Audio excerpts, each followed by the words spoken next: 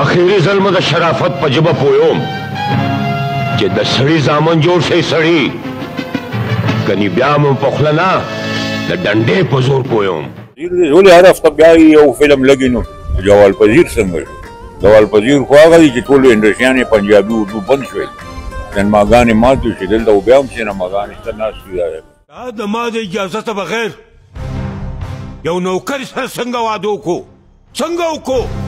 د مینې سیلاب ته حیثیت د شګو دیوال وي خان بابا، او بیا الله انسان پیدا کړی دی غلام نه.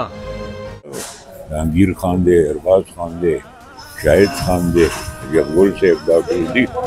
نو دوی خو ښه خپل محنت کوي، خو دا ده چې د فلمونو کې پروډیوسر ښه نشته. دا چې کم جوړوي غریبانان سینماګانو والا دومره لویې سینماګانې خرچې دي پوره کېږي نه. او په مېلمه سره ورکول د کوچیانو دستور دی. موږ په ګوله ووله خو دومره لوی الزام را باندې مه لګوه. موږ غریبانان ضرور یو خو بې غیرته نه یو. دا چې دا کوم 70 نه 71 نه انډسټري شروع شوي، یاسمین خان صاحبه خدای دې وبخښي، هغې نه بغیر ټولې پنجابۍ وي. فلم ته د ژبې څه سوال نشته، ډبینګ کېږي. په دې هالیوډ کې ټولې د اټلي اکټران یې جینه کوي، هغه هم ډبینګ کېږي.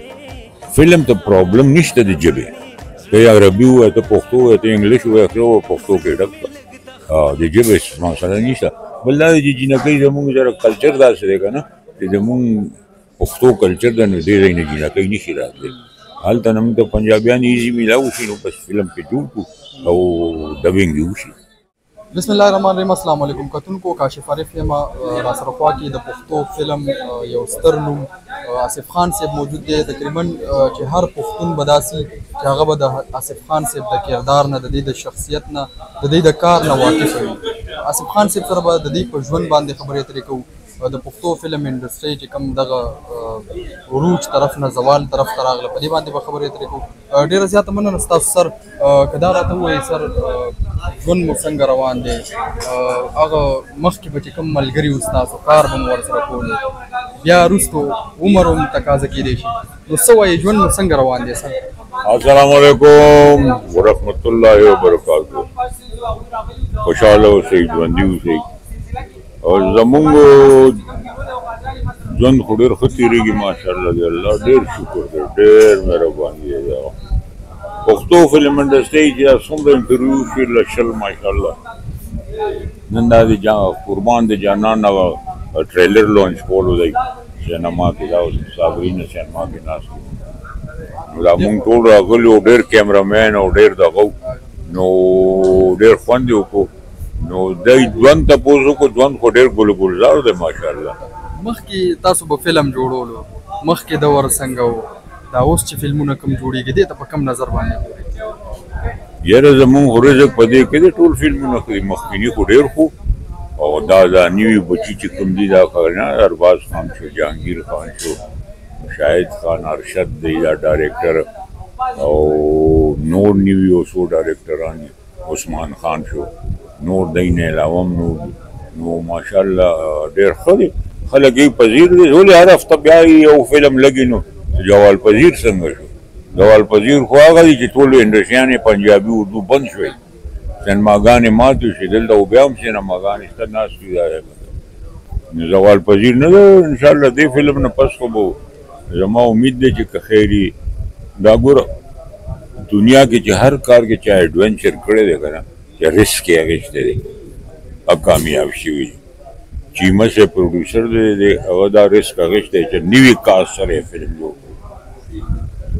زور به بځي او زیمه یو ماښال دی یو نیم کپل شو، نو دا نوی کاست دی بلکل.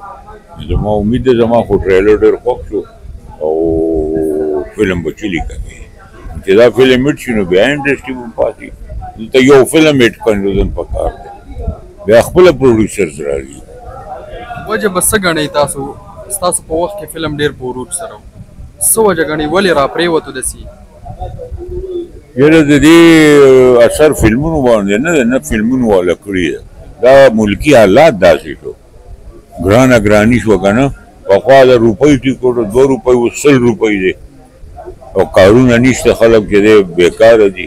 دا د ملک ته الله ترقي ورکړي پاکستان کوم ملک ته زمونږ نو دا انډسټري به هم بیا اوچته شي که ملک ښه شي که نه انډسټریز بند دي ټول دا خو وړه انډسټري ده فلم که نور انډسټري ټولې بند شوې خلک بېروزګاره دي نو خلک روټۍ وخوري که فلم ته راشي نو چې حالات ښه شي د ملک بیا فلم ښه شي څه به وایي دغه نوي هلکان چې راځي خلکو به ګیله کوله چې نوم هم زوړ دی ټوپک تماچاک جوارګر ګندګیري دغه نومونه بیا وایي به چې دغه دوه درې فیسونه دي پښتو فلم انډسټري سره اوس نوي هلکان راغله نو د دې دغه راتګ ته تاسو په کم نظر باندې ګورئ دا به د دغه انډسټري په ښه والي کې څومره کردار ترسره کوي یاره زه خو زما دا خیال راځي چې دا هم مونږ ابو بدر صاحب و زه هم بیدار بخت صاحب و او نور نوي اکټران وو دا هغه چې اوټ شو نو ځای چې دی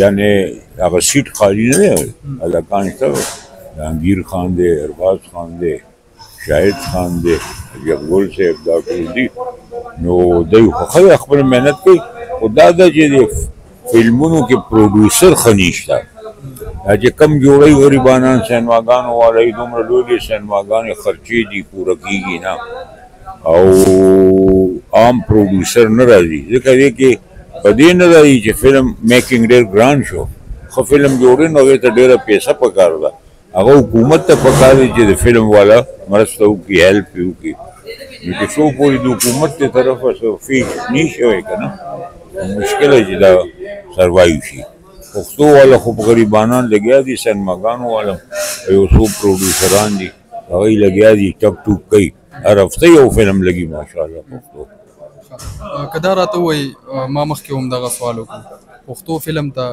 هلکان پښتانه راځي جنکۍ که مونږ وګورو د سی ډي ډرامو کې پښتنې وي خو په فلم کې نه وي نو څه وجه کېدی نو خبره دا ده چې دا کوم 70 نه 71 نه انډسټري شروع شوي یاسمین خان صاحبه خدای دې وبخښي هغې نه بغیر ټولې پنجابۍ وي فلم ته د ژبې څه سوال نشته ډبینګ کېږي په دې هالیوډ کې ټولې د اټلي اکټران یې جینکۍ هغې هم ډبینګ کېږي فلم ته پرابلم نشته د ژبې ته یې عربي ووایه ته پښتو ووایه ته انګلیش ووایه پښتو کې ډک کړه د ژبې مسله نشته بل دا دی چې جینکۍ زمونږ سره کلچر داسې دی که نه چې زمونږ پښتو کلچر ده نو دې ځای نه جینکۍ نشي راتلی هلته نه موږ ته پنجابیان ایزي میلاو شي نو بس فلم پې جوړ کړو او ډبینګ یې وشي که دا راته ووایي مونږ که وګورو پښتو فلم چې کوم دی هغه جوړیږي هم په زیات تعداد کې جوړیږي که موږ د نورو فلم انډسټریانو ته وګورو په لوی تعداد کې جوړیږي نو څه ښه والی په کار دی د دې لپاره